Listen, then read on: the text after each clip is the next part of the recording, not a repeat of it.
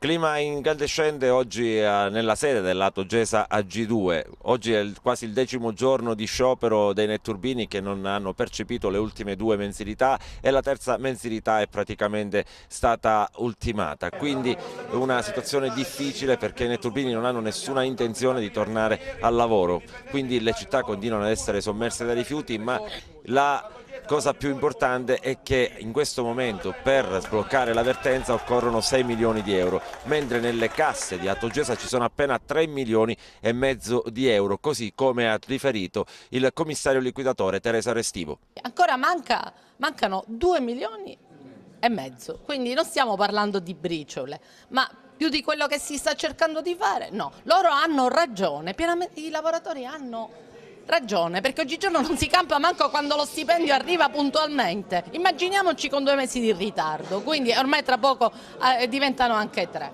Quindi la situazione è molto pesante.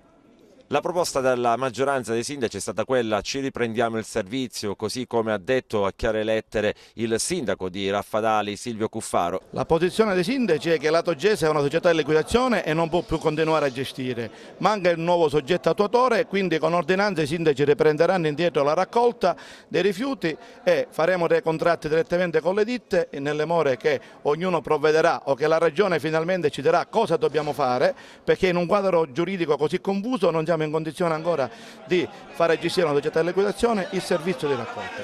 Però l'assessore Marino ha bacchettato il sindaco Zambuto che aveva fatto un'analoga proposta. E allora ci dia una proposta che sia giuridicamente applicabile, perché io penso che giuridicamente una società di liquidazione non può più continuare a gestire il servizio. Io sono il liquidatore, quindi io mi dovrei occupare di pagare i debiti, non di continuare ad amministrare. Loro vogliono riprendersi il servizio, ma io ho detto loro: scusatemi, ma se voi volevate mettere in liquidazione questa società, perché non avete ancora approvato lo statuto, quello che diceva la legge, per fare nascere il nuovo SRR e fare andare l'ATO in liquidazione? Ancora non ci hanno messo in queste condizioni. Se loro vogliono fare questo, devono chiaramente confrontarsi con altri soggetti, non con me che sono il liquidatore, ma devono confrontarsi con Palermo, con la Regione, con i vari deputati. Sono loro che possono modificare la legge, questa non sono io.